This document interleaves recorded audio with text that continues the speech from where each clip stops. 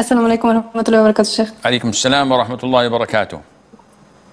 So recently I had a conversation with a knowledgeable person, and he told me which madhab you're following, and I said I don't follow any madhab, I just follow Quran and Sunnah and some scholars, and I named you as one of them.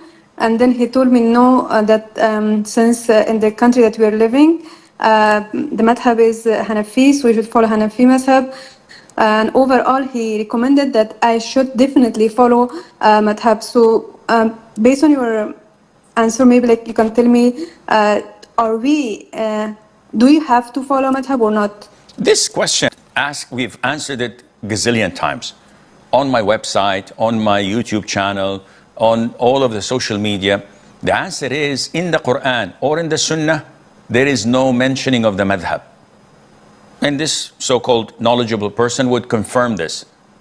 Allah says, ask the people of knowledge if you don't know.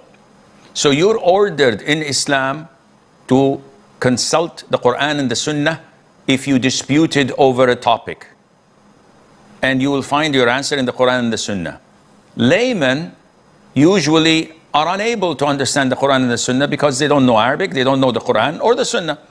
So they're redirected to follow a trusted scholar whom they trust his knowledge, his religious commitment, his moral conduct and ethics, and they trust his wisdom. So if you find such a person, then you hold on to him and follow him in whatever he says. People who don't have access to scholars, they follow the trend in their country, which is the madhab.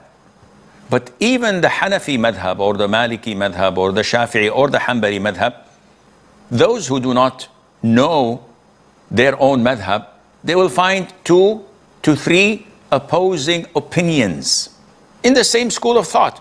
Hanafis say this, other Hanafis say, no, it's this one.